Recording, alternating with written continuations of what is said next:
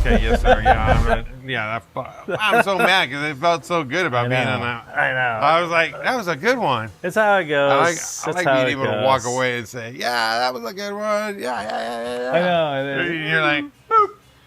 Art is not allowed to touch the cameras whatsoever anymore because I long pressed and deleted last week's episode, which I'm shooting myself for. And that's actually that was really good. Tip of the week. Tip of the week. If you have a DJI Osmo mobile gimbal, a feature they added maybe 2 updates ago was the ability, if you start recording, so you press it once and it's recording, and let's say you started bad and you didn't like how it sounded.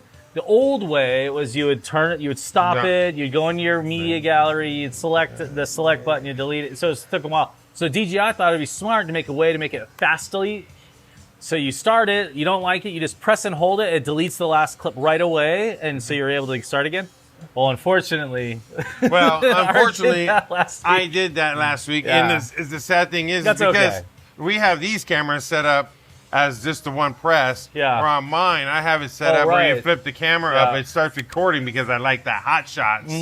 Ask anybody, I'll shoot from the hip, but mine shuts off with a long press. You long press it, power down. Because you can set the buttons. Yeah, but on lowest pocket 3, so we'll still put the episode out there audio only, unless you want to just watch Art the whole time. Talking, you hear me, and you're seeing his nodding. Nodding, and then Steve. Anyway. So this episode, we're going from the hip. Going from the hip. We're going to talk about events, things happening in the whole tri-state. New apps. How are we involved in them? Through apps, through hosting events, through being, the one that's throwing the events. Everybody says you're crazy busy. I'm going, not really.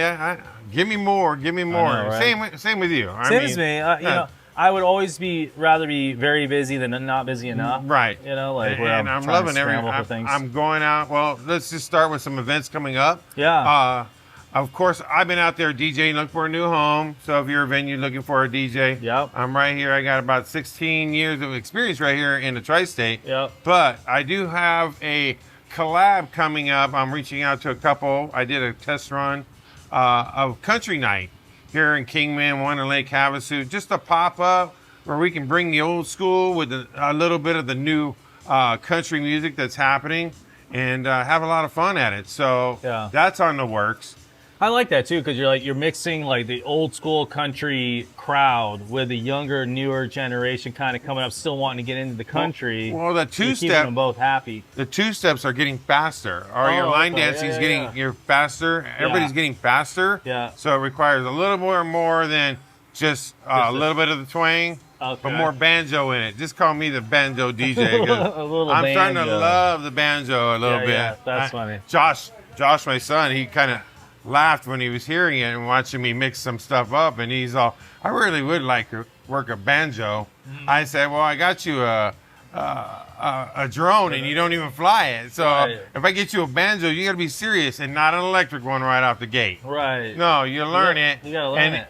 Show me that you can do it, and then we'll get the electric one that we can welt on. Yes. During the DJ set. That'd be kind of cool. Yeah. So speaking of venues, we are at Rutherfords Bar and Grill. I want to give a shout out for letting us record. That is one thing that when people see us at places, we always ask, is it okay if we, put some cameras and mics on? And we try not to show a whole bunch of the patrons that are in the place, although some people like to come up and say hi, which is all good. But if you are a venue out there and you want us to come do an episode there, let's reach out to us and let us know. But thanks to Rutherfords for letting us do thanks Rutherfords. Yep. Yeah, we appreciate it. And 1 million views this month, I heard. Yeah, so we were practicing what we preach, in a sense. Sometimes I get busy, you get busy. We get so busy working with clients and our own little projects that we're doing that we forget to, I call it feeding the beast, which is, the bee is a beast. It's a beast. There's a lot of news that comes in, and we turned off the news function to social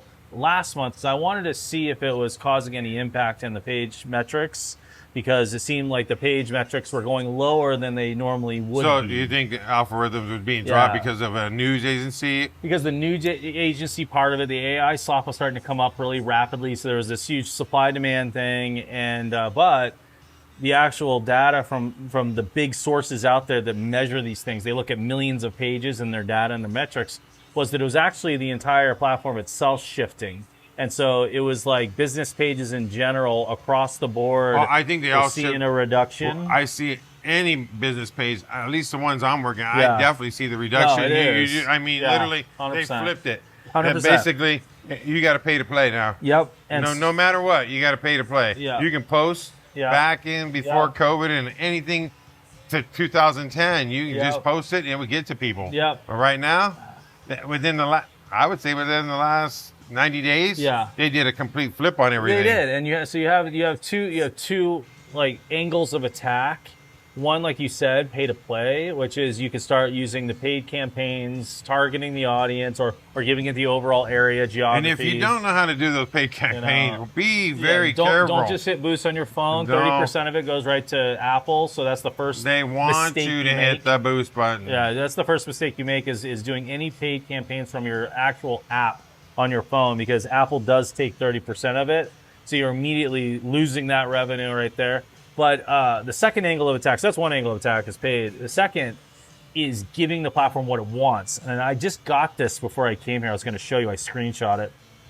The second is, well, what does the platform want? Look at what I saw. And I'm going to read it out loud, okay?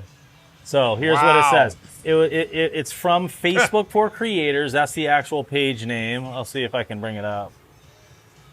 Okay.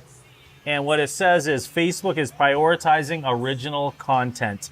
We just talked about this. Yeah, I know. Here's a quick checklist like of what 4 weeks ago or does something. And doesn't count as original content. Now, the one thing it doesn't mention, which I think is so slick of it, is it doesn't mention AI. But what it does say is that if you want original content, which is going to, it literally is telling you, prioritizing original content. It's going to give it more, right? Right.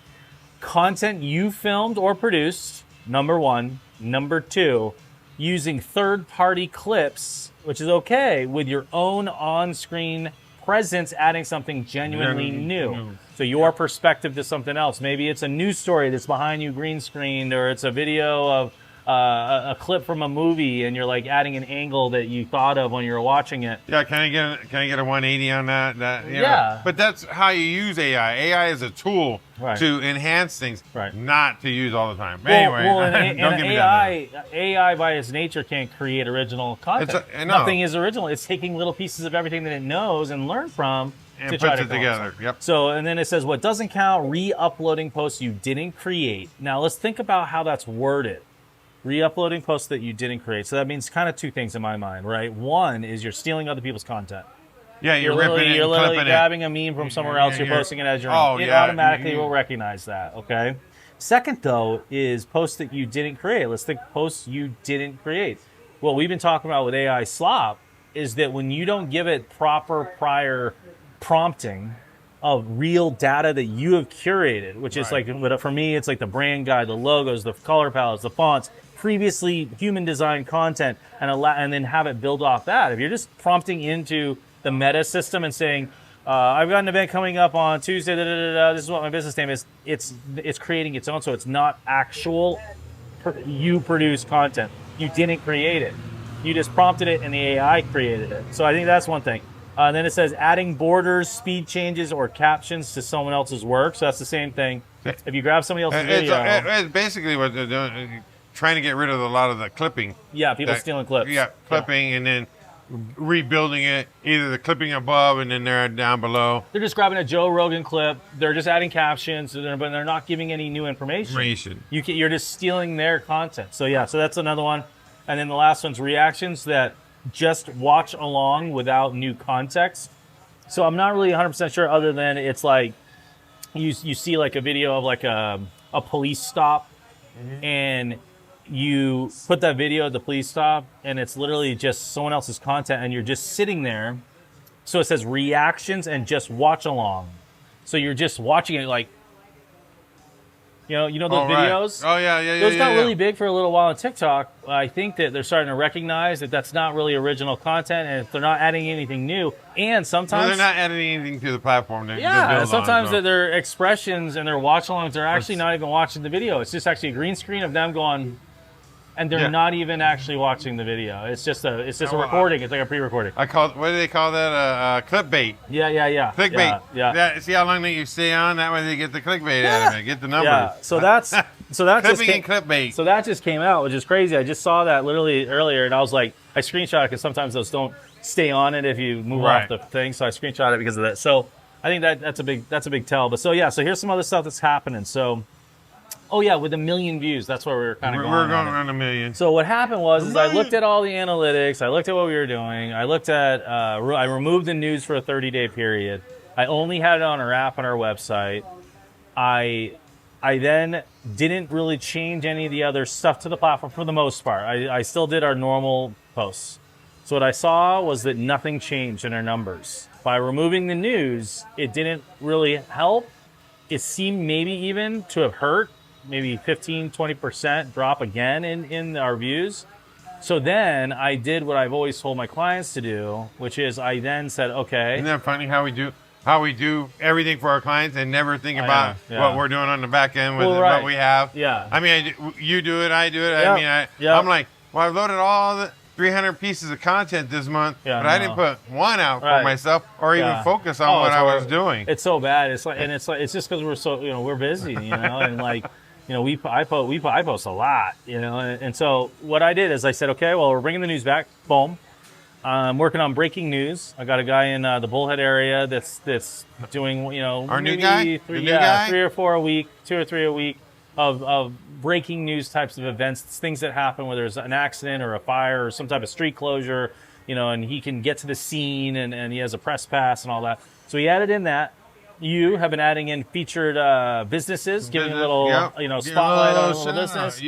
I've been doing a little bit more videos of things that are happening in the area. And by creating a higher cadence, is what I call it. Higher what? Cadence. Cadence? Yeah, like this, the tempo, the beat, the BPMs. Changing our BPMs on our news. And the content mix. 132s. Yep. And we changed the mix, so the mix would be news links coming from the website, that's a content type. Right. Text only, that's a content type. Graphic with caption, that's a content type. Reel, that's a content type. Story, that's a content type. We're flipping it around a little bit, adding in all the different ones. And big shout out to everybody that follows the B. You guys, it's all you, which is the views. Right. 179,000 actual Facebook accounts in 28 days saw our content over 1.1 million times, which means each actual viewer saw us close to 7 to 8 times throughout the 28 days, which is literally almost twice a week. They saw something that we published, which is really important. So it proved the theory, which is not only if you can blend your content types, which I talked about, but you can increase your BPMs of the times you post, which we bumped it up to around 5.6 times per day, I think, was the average. It increased our overall reach in viewers. This is all new to me. This is all new to me, guys. He gets those numbers on the backside. I just post pretty pictures and videos. But that's how you learn how to do all these things, Well, yeah. So kind of tying into that, we'll go back to the beginning, which is this episode is also about events in the community. What other things that we're doing and events that are happening near us and how we're involved big things are going on. What do you got? You up first and I'll look around for we got Labor Day weekend coming up. Everybody goes to the river. That's only 2. Pack it up, get some sunscreen, come on down. Topak 66. I'll be there at Topak 66 on Friday from 1 to 5. And then on Saturday, Sunday, Monday, Tyler Halsey and the Rivertown Bandits will be there Saturday, Sunday, and Monday. Okay. And then we're going to move off past that. I'm going to start turning my focus into Havasu's Halloween Haunt. Oh, yeah. Halloween Haunt. Going to be kid-friendly. Yeah. Things are happening. Jump houses, paint faces, trick-or-treating. Stuff for the kids and the adults. Both on October 8th and 9th. Cottonmouth Kings will be performing right there in Havasu. You can look up, I can't remember, give me a minute. Big shout out to Cryptic Collection. They're the promoter and putting this thing together. I think they're doing an awesome job. I'm not to say to be in it, or I will be part of it as we do a meet and greet down at Marvin's Mary J in Needles. That will be on the 7th from 4:20. Funny number with Cottonmouth Kings. They love that number. Yeah. Big shout out to you, D. Look. Anyway, they'll be there from 4:20 to 6:20. 2 hours. 2 hours. They'll be down there. And then we have the rodeo coming up. Yeah. Rodeo, I think it was on the 18th. 17, 18? Let me see. Rodeo. I think it was like the 18th, 19th. Yeah, you got the 18, 19, and the fair's on the 17th. So fair 17, well, and more before that right. too. But yeah, you got the fair, and then it rolls right into the rodeo. Got it. It's kind of funny how that actually happened, because now they're collaborating together. Yep. So the fairgrounds and the country, or the rodeo, I'm screwing this all up. Look at this.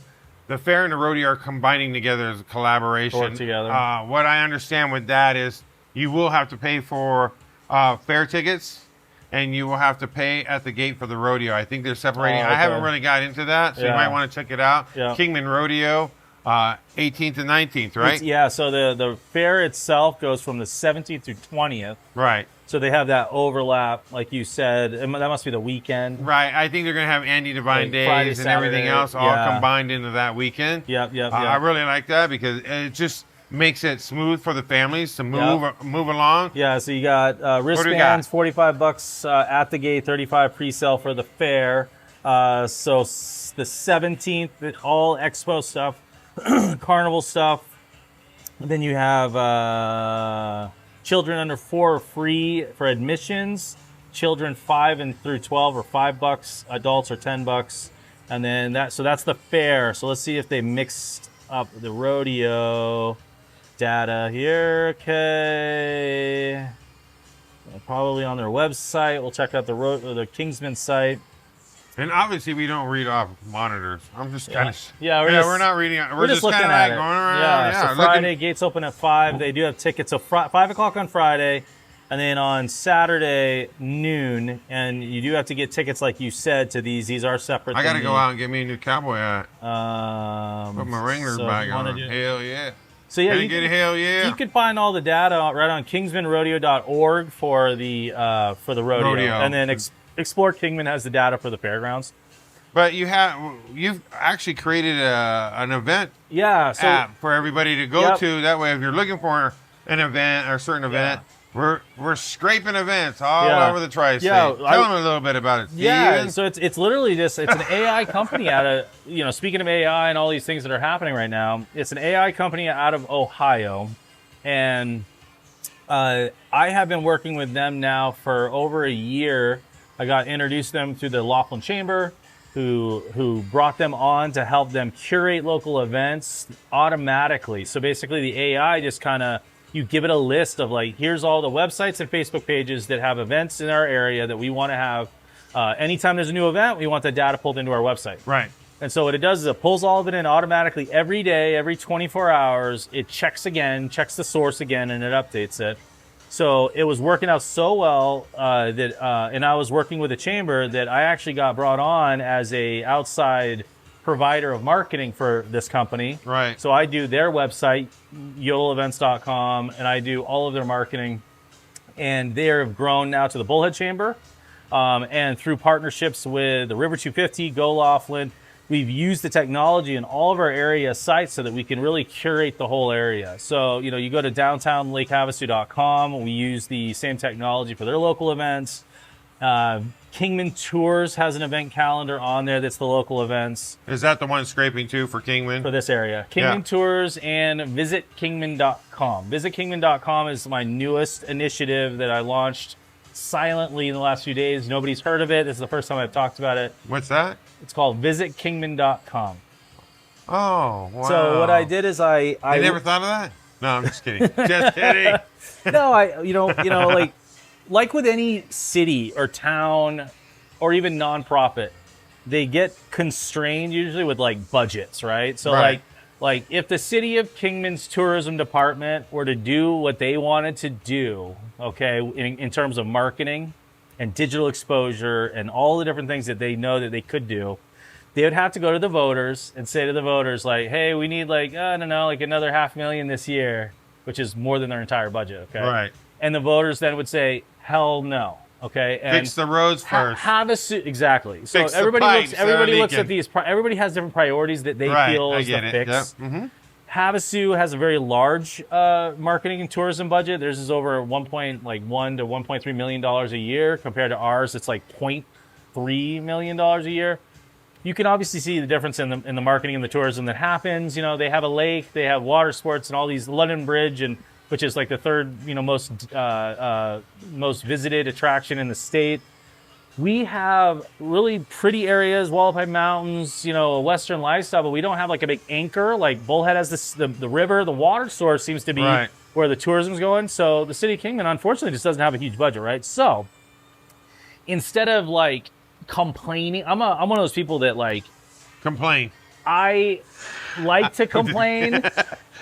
But when I complain, at the same time, my brain is like, how can I fix this? Mm-hmm. Like, without their help, or, how can we get around this? Because, although I don't physically have retail stores in the area anymore, my whole business is about servicing small businesses. And if they're not doing well, guess who they can't afford either? Me. Right. So it does myself justice to figure out a way it's all about him to fill the seats in businesses.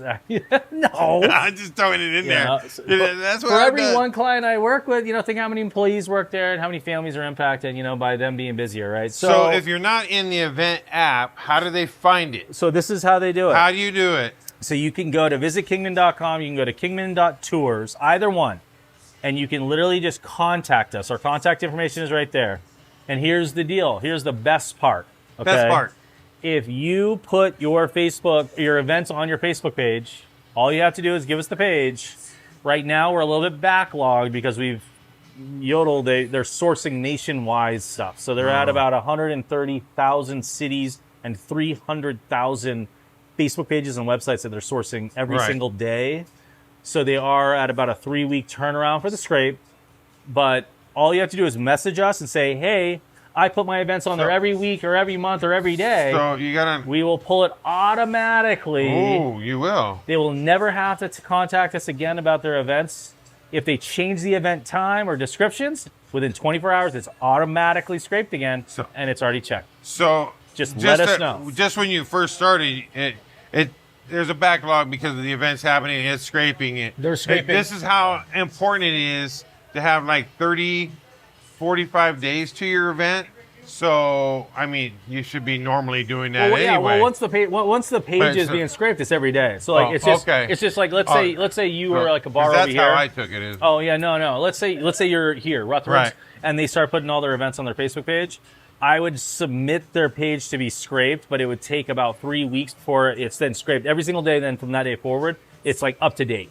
It's just it takes about 3 weeks because Yodel is growing very fast. When I started working with them a year and a half ago, they had already been around for a few years, but they really hadn't really pushing the pedal down. And 3 years prior to that, AI was just still kind of new, right?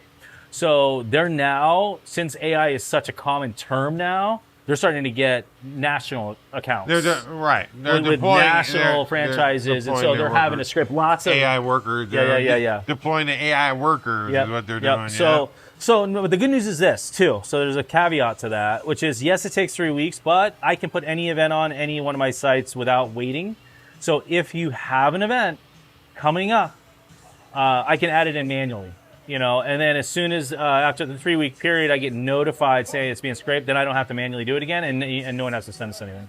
So that's cool. So that's how part that we're helping out the community and the small businesses. Well, that's the whole point, right? I mean, because nobody sees it. They post the event and it just gets lost on their page. Right. No, you have to. So you got to get. First of all, you got to put the event group in. You got to make an event for it to even work for you. Correct. If you're just posting up that you're going to be there. Yeah, don't just post your flyer on your page. Right. Go to the events section in your page. Create event. Take the time to put the title, the date, the time, the description. If you have ticket sales somewhere, great. If not, that's fine. Where is it? And then you post it. And then the way that the scraper works is if you change something, which is okay, it'll update within 24 hours of the change. So another event coming up that I'm aware of, that I'm part of, I'm marketing for, is a couple different ones. That one would be Mattress Land. Bullhead and Kingman. Yeah, right? Fort Mojave. The event, they have 2 locations, Fort Mojave, and Kingman. The event is in Kingman at their store. They're doing a sip That's and another paint exciting thing for Kingman. Yeah, it's a sip and paint night. I don't think they've ever done it, or they haven't done it in a long time. And this one is to profit, to go to a nonprofit of CASA. So CASA is I think it's like Council or Children's Advocate Council Association, something like that, where they help homes that are having issues where the kids are moving possibly into state custody, and they're maybe staying for a couple weeks with like a foster family, but the time frame is too short for them to start getting any aid to the foster care, to backpack, school clothes, things like that. Right. So CASA steps in and kind of like fills that gap of like... And make sure the kids have what they need. Yeah. So they're a really good Love organization, great nonprofit. So Mattress Land. So they are taking reservations, RSVPs right now on their Facebook page. And they're taking them all the way up until the 24th of September, and the event is on the 1st of October. Who's the painter? I actually think it might. I didn't see an artist name, so it might be Deanna, the manager there. Wow. She has a picture of it. It's Halloween themed because it's October 1st. There's like a pumpkin, and so it looks cool. So some other events that I know of. Go for it. What do we always have First Friday in Lake Havasu and in Kingman. Do they have one in Bullhead? No, not yet. And Havasu stops because it gets too hot. Right. And Kingman stops sort of because it gets too hot. They call them like indoor ones, and they stop. I think they stopped blocking the streets out for August and September. I don't think they blocked it. Did they block it off? They didn't block it off last Friday. Last Friday we had. I think they do call it indoor, and then October they go back to normal. But down in Bullhead, some other cool events coming up. What's going on, Bullhead? They've got the big one is called Oktoberfest, which everybody knows. Their Oktoberfest date is September 26th. This is going to be the biggest one they've done yet. I think this is the 3rd year in a row that they've done it. Oktoberfest. Oh, wow. So, and it's Oktoberfest in Germany. Always starts in September, and it kind of rolls into October. So they're starting theirs. This is a one-day event, September 26th. They're going to have music. They're going to have that new local brewery, the only one in Bullhead, called the Heavy Metal Brewing Co., who I just saw they just launched their pumpkin cider, which I love pumpkin stuff.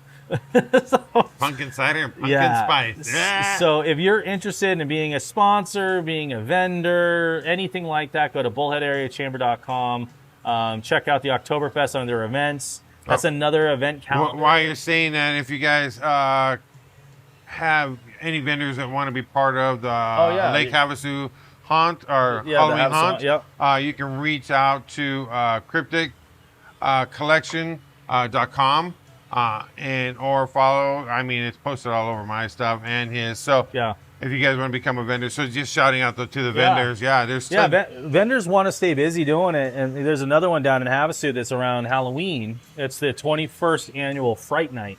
They do it every year. The Downtown Lake Havasu Association. I do their website. I help with their event calendar.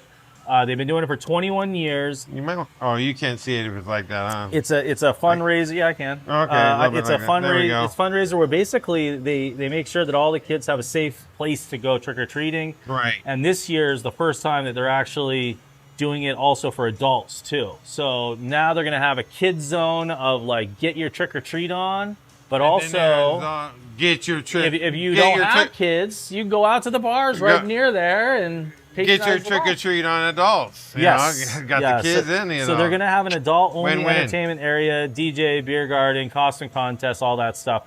Do they need a DJ? No, it's too. They might. I'll call them after this. If you want to sponsor the event, downtownlakehavasu.com. If you want to be a vendor, get involved, check out their website. They have all the information on there. So that's another event that's happening. Okay. Let's look at some more. If we have anything else cool coming up. So we got. So this is a kind of a neat thing that I'm involved in. It's called. You're involved in everything, Steve. A few things. Moonshot Rural Arizona Pitch Competition. What is that? It's a mouthful. It's a mouthful. I can't even pronounce it. Okay, so this is. Where did this even pull from? Oh, pulled from their Facebook page. Okay, cool. So what this is the 7th annual one. And I'm just going to read it. It's like Shark Tank. So that's the Cliff Notes. It's like Shark Tank. So basically, if you have a good idea, you want to grow your business, you either haven't started it, maybe it's a side hustle you're trying to grow, just like Shark Tank. You can register to be involved in it, and you pitch basically your idea to the sharks. And I don't know who they are this year. This is a solid thing. This is happening. Yeah, I got a non-solid, but I got seventh year. Seventh year they're done. Moonshotazpitch.com/Bullhead City. So what's cool with this one this year is I actually am giving away $13,000 in services.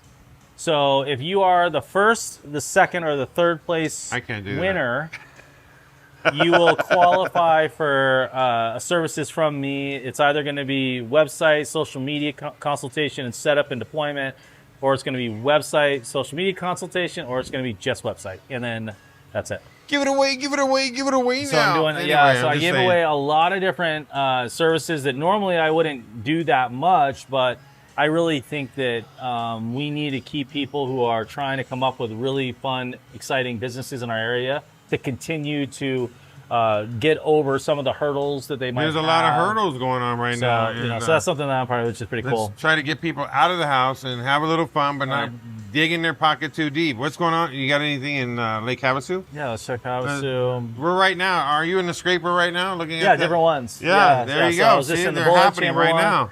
So here's ones coming up. So we have like everything from bingo at Best Brews. We got esports at Aquatic Center. We got Sipping Craft at Mud Shark in a couple days. So that's in 2 days. Sipping Craft. Over at Mud Shark Brewery, which is over on Aviation Drive. Ladies! I do their website, so they have information there. They got a pool party at Iron Wolf. I mean, they got quite a few events. Well, Havasu. They got something happening. Havasu's always got something happening. Yeah, farmers market's still happening even in August. Looks like that's still scheduled. I don't think it's gonna. It always cools down like the second week. The week before Halloween. Yeah. So finally, I know that's why I want to do a couple events outside of like on the river, do them where they're a little bit cooler, but people are still outside and not hunkered down for the cold. Yeah. So and then there's a whole bunch of other little events happening in Havasu, and then for Kingman, I don't know if there's anything really left. You have some comedy nights at the breweries down. You got Van Halen down at the Bill Street. I don't know much about it, but I scrolled on it. I think that was really cool. Yep. Bill Street Theater. There's still some America 250 things happening. But yeah, so check out these calendars, right? So Kingman Tours, VisitKingman.com, Bullhead Chamber, Downtown Lake Havasu, Laughlin Chamber. The days of calendars being outdated and events not accurate are kind of going away because we're getting involved in that process. So it's accurate information. And if you have events, that's what we're striving for. And as soon as it comes out, we're trying to dish it out. So another cool thing that we're doing, is our food truck. Food trucks. I saw the food truck. The food. It's called what? It's called the FoodieBuzz. We're using that name still. Carry it over. Yeah, we're gonna have two components of it. One is we're gonna have locally owned only restaurants. So what we did is we vetted every single restaurant listing in the area. There's like when I say area, like the tri-state. Right. So we had about 150 restaurants, around 50 per market. So like 50 in the Kingman area, 50 in the Bullhead, Laughlin, Needles area, and 50 in Havasu. And vetted them, which means we checked to make sure they weren't like franchises or national brands. Right. Now it doesn't mean that we won't put a locally owned franchise in it, like a Culver's in Bullhead, or a Menchie's in Kingman, which is Roundup. Like these are people I know that own these. We just need them to reach out because we don't know. Some of that information isn't public a lot Jimmy of times. John, I think he's. If it's a local person, then like reach out to us. I think he's local too. Jimmy John. And the reason why, of course, it's obvious on locally owned and operated of the ones that we know are little mom and pops. What's not obvious is that the franchises that are locally owned, the reason why we want to include them is they do all kinds of giving back into the community. So I think we've all seen the Panda Express fundraisers for the softball teams. We've seen the Chili's give back days. We've seen talk about Chili's. Don't they have the fire department versus cops? Oh, do they? Coming up. I think I saw a couple clicks. Yeah, in Kingman. So I'm just gonna. I love that part of it. It goes all to St. Jude. Or whatever, it goes to St. Jude. I don't know all the I don't know the facts. Shouldn't be throwing facts out there. But I don't know. But I mean, but that's why. That's a huge. Oh yeah, Crossroads Firefighter Night. Yeah, good call. Good call. September 22nd. I'm glad you said that. So September 22nd, 5 to 9. They're supporting St. Jude's Children's Research. So basically, they're going to be there. Mark your calendars, laughter. Oh, yeah. The guys will take pictures with everybody. They do, I don't know. 2 teams, 1 mission. Chili's will donate 100% of the donations and profits on that day to St. Jude's Children's Research Hospital. Cops and firefighters will work with our servers to raise as much. Oh, they're going to be serving the tables? They serve tables. They do little side things. I had the fire crew pose for Linda. Yeah. Of course, I tipped them out. Yeah. So it goes on to St. Jude. So make sure you tip those guys out. September 22nd. Don't forget that. I got to make sure that's in our calendar. There. Yeah, that's awesome. Anything that helps the kids out. Yeah. So but that's why, right? So we want it like when we were coming up with the FoodieBuzz, it's like originally it's like, okay, well, we need to start with mom and pops, but we need to expand it to locally owned or locally impacting restaurants. So if Chili's isn't owned by here, it's national, but they're willing to do these types of things, then we need to support them too, right? So the FoodieBuzz, here's the concept. Food trucks, restaurants, and for restaurants, it's pretty simple. It's literally just pretty much here are the local restaurants in our area that make a local impact. The food truck one is much more complex. This is what's taking so long that I've been working on for like 3 weeks. So this one is where a food truck will be able to, right on our app, whether you have an Android phone or an iPhone, you'll be able to use the B News app, right?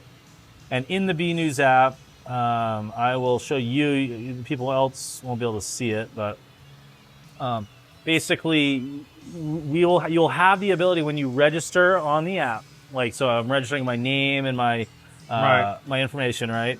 I'll be able to... He's saving your data for later. Just kidding. Yeah. Well, you have to register your food truck, right? So then you'll be able to come in and you'll actually be able to create your food truck. So here's all the food trucks. Let's see. Food trucks, sightings, listings. Oh, right here. Sorry. I better see some of my favorites in there. Here's all the ones that have been approved. So we have 29 that we've already plugged in. There's a few more that we have. Bullhead and Havasu, yeah. Havasu. All the different markets. And we posted a couple times about it. We want you to let us know if you exist, and if I don't care if you're not the food truck, tag the food truck on the post. So that's how we got like 8 or 9 recently, was that we had other people, even other food truck operators, because they know that they're all in this together. Like, there's nothing better than going to an event and you have multiple food trucks to choose from. It's not like my mom likes tacos, but I like pizza. Oh, they already took the good spot. No, it's all you guys coming together. Yeah. So the idea of this is teamwork makes the dream work. It's really simple. You literally come on you go on your phone, and I don't think I have it. And say, I'm looking for my favorite truck. Where is it at today? You can search the truck. You can search the I think I can load it up. You can search the truck. You can search it by your location. You can search it by the genre of food. So we made the search field be multi-dynamic. It'll look for the name in your search, but if you also put ice cream, it'll look for the category. If you put bullhead, it'll look for the location. And you also can approve the location of your phone so it knows where you are. And it's going to be like, oh, here's a food truck right near you. I think that is, LA and California do that stuff. And the food trucks, I think these food trucks out here needed something like this. And what does it cost, Steve? What does it cost as food trucks? Great question. So because I'm hungry, I don't want that guy to pay for me to find him, but he wants me to find him. Right. Let's go for it. So we're doing it completely free. Does that make any sense? Just like the news. Right. So what we found is that, if we can offer a service that doesn't cost anything to use, that it benefits the community, that benefits the users and benefits the businesses, that when businesses do have a budget to do paid services, they reach out to us because they're like, that's the company that did the food truck thing. Right. And they're going to reach out. So, obviously we have to be paid for our time. And the way we do it is patience and adding value to people's lives. We're in it for the long term. We've always been how long have we been doing this together? 10 years? Yeah, 11 years. 11 years? Yeah, 11 years. Yeah, we have patience. Yep. So food truck operators, all you have to do, once it's out, it's not out yet. Food trucks. All you're going to have to do is literally come into the FoodieBuzz and say, I'm a food truck. It literally is that simple. There's a I'm a food truck button. Boom. Boom. They put in their information and they can just check in with their location. And anytime they do that, their pin will be live on the map. They can even put a special they're running. Like maybe it's a place that only has Why fish and aren't chips. all the trucks on this already? Because 29 of them are, which is great. But we want maybe, I don't know how many are missing. I think they either think it's going to cost them something. Yeah, no cost. And the only thing on the back end, all you have to do is you would do anywhere else is just report where you're at on the app, and then people will find you. Yes. It's just another way to get revenue, and it doesn't cost you anything. Doesn't cost anything. Zero. And what's really neat too is if you end up moving, or let's say you moved, or you don't have a Facebook page and you don't believe in social media, and you don't believe in anything, but your truck is somewhere and you see it, you can go into spotted a food truck and you can post that they're there, and it will put a pin in there saying a user cited food truck location, and you can put like Mexican food. Or so I can go in and say, hey, that truck was really good. We need to pin it. Yep. And let everybody know, and we can do that right through, just like the trucks would do, right? Yep. So we have a way to do that, and we also have a way to manage it with community involvement. So if 3 people are all saying the food truck is in one place, then we have more confidence that it's there. Now, if the operator of the food truck picks up and leaves and goes somewhere else, he can manually say, I'm somewhere else, and those marks will still show that they reported it there, but the food truck operator says he's over here now. So it'll still allow for, in case there's a cross-reference issue, so you'll know, well, the owner's saying that, maybe he's trying to say I'm about to go there. Right. And don't come here because I'm backing everything up. So it'll be one of those kind of fluid things that we'll work on features as we go. But right now, we're getting close to the finish line and getting it pushed up into the app market on the next update. And then it'll just, I would hope.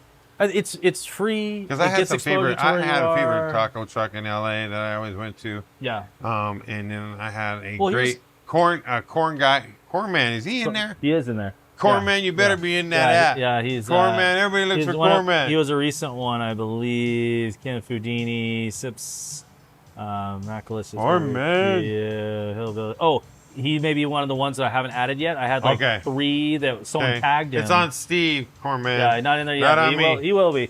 Yeah, I'm waiting for everybody to comment other one, because I basically put a list of what we had, and people were like, "Oh, you're missing this one. You're missing this one."